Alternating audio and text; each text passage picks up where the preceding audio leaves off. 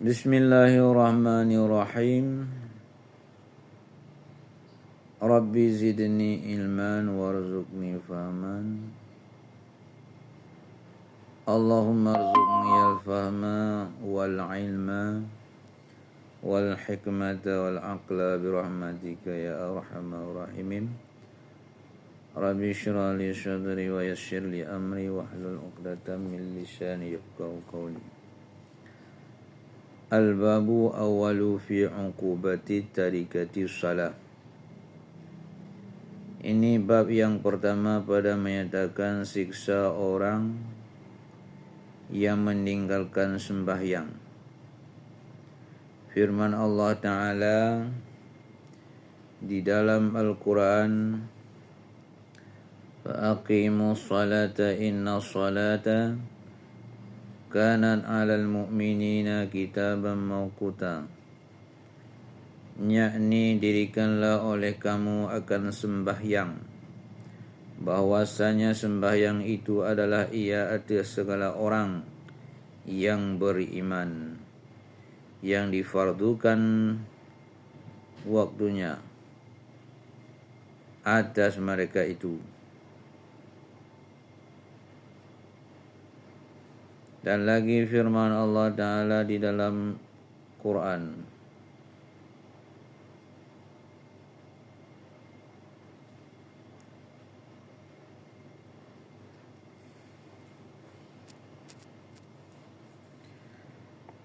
Fawailul lil muslimin alladhina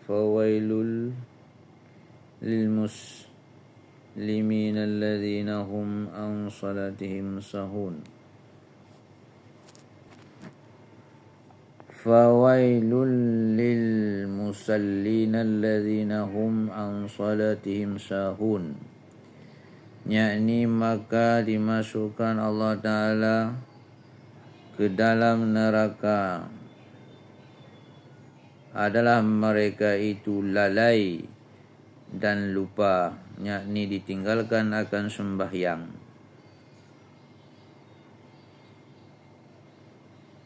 Telah berkata Ibnu Abbas radhiyallahu anhu, dan adapun dinamakan walun itu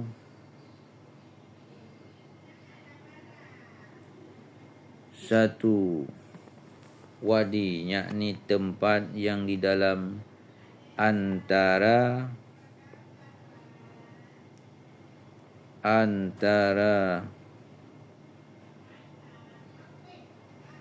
antara dua kuning di dalam api neraka Jahannam. Minta tolong daripadanya kepada Allah Ta'ala dari api neraka Jahannam, daripada panasnya, dan wadi itu tempat kediaman orang mentakhirkan sembahyang daripada waktunya. Istimewa pula orang yang meninggalkan sembahyang selama-lamanya. Inilah siksa orang yang meninggalkan sembahyang. Yang demikian disebutkan di dalam Al-Quran dan beberapa ayat Quran yang lain. Daripada itu dan lagi sabda Nabi SAW, Ma farraku bainal muslimina wal munafiqin illa bitarakis salah, fa in tarakaha jahidan liwujubiha kana kafiran. Yani tiada diperbeza antara orang yang Islam dan antara orang yang munafik, melainkan orang yang meninggalkan sembahyang. Maka apabila ditinggalkan dia padahal anugerah ia bagi wajibnya, maka adalah ia kufur dengan nyata. Karena munafik itu pada zahirnya Islam dan batinnya kufur. Dan lagi satu riwayat daripada Rasulullah sallallahu alaihi wasallam bahwasanya barang siapa memudahkan dan meringankan akan sembahyang, disiksa akan dia oleh Allah Ta'ala dengan 15 siksaannya. yakni 6 siksanya di dalam dunia dan 3 siksanya pada waktu matinya dan 3 siksanya pada waktu di dalam kubur dan 3 siksanya waktu bertemu dengan Tuhannya pada hari kiamat. Maka sembah seorang sahabat, "Ya Rasulullah, apa jua suatu baginya siksa di dalam dunia ini?" Maka sabda Rasulullah sallallahu alaihi wasallam, "Yang pertama, dihilangkan Allah Ta'ala berkat umurnya.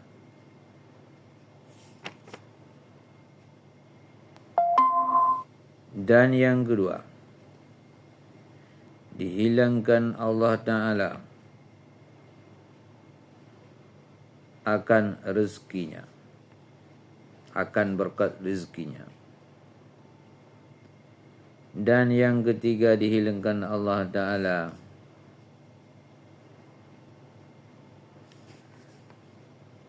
tanda sekalian orang yang salih pada mukanya daripada cahayanya. Dan keempat, tiada baginya di dalam Islam. Dan yang kelima, segala amal yang diperbuatnya akan dia daripada segala kebajikan, tiada diberi pahala atasnya. Dan yang keenam, tiada diangkat baginya doanya ke langit." Maka sembah seorang sahabat, "Ya Rasulullah, apa jua suatu daripadanya rupa siksa pada ketika matinya?" Maka sabda Rasulullah sallallahu alaihi wasallam, "Yang pertama adalah mati ia di dalam kehinaan. Yang kedua, mati padahal ia di dalam lapar. Yang ketiga, mati ia di dalam dahaga atau haus.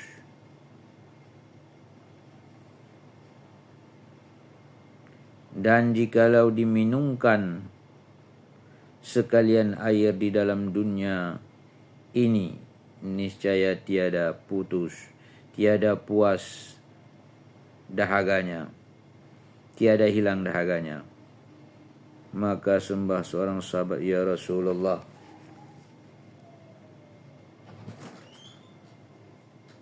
apa jua suatu siksa di dalam kuburnya?"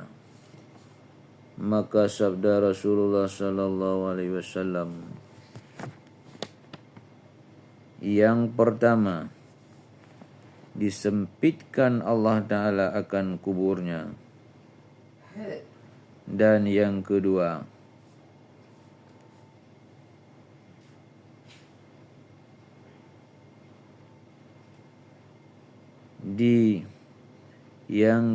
digelapkan Allah Ta'ala atasnya akan kuburnya. Dan yang ketiga,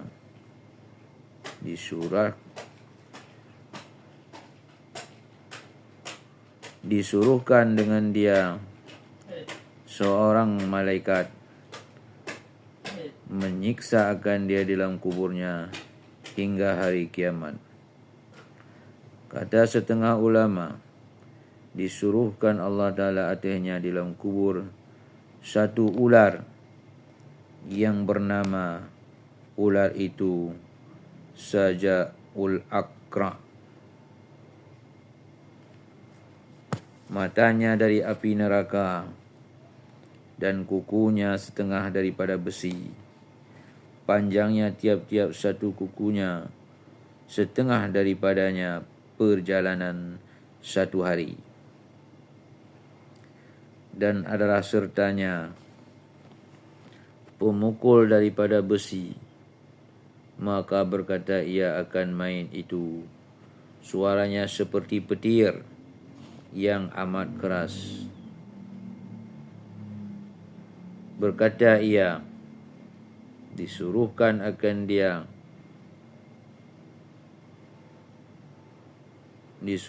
akan daku oleh Tuhanku, bahawa aku pukul akan dikau, sebab engkau meninggalkan sembahyang subuh, hingga sampai kepada waktu zuhur. Dan aku pukul akan dikau, sebab engkau meninggalkan sembahyang zuhur hingga asar. Dan aku pukul akan dikau, sebab engkau meninggalkan sembahyang asar hingga maghrib. Dan aku pukul akan dikau, sebab engkau meninggalkan sembahyang maghrib hingga isya.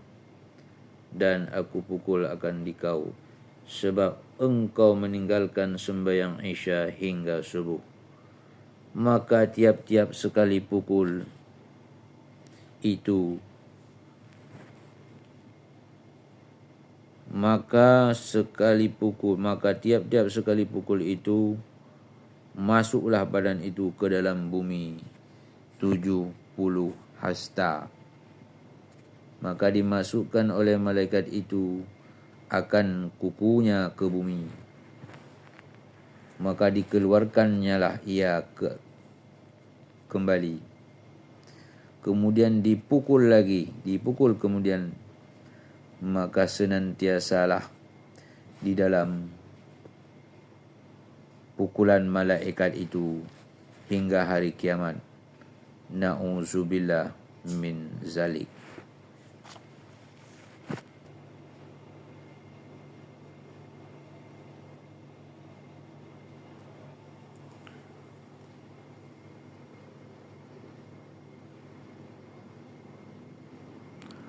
Wallahu a'lam bishawab wa ilaihil ma'ab.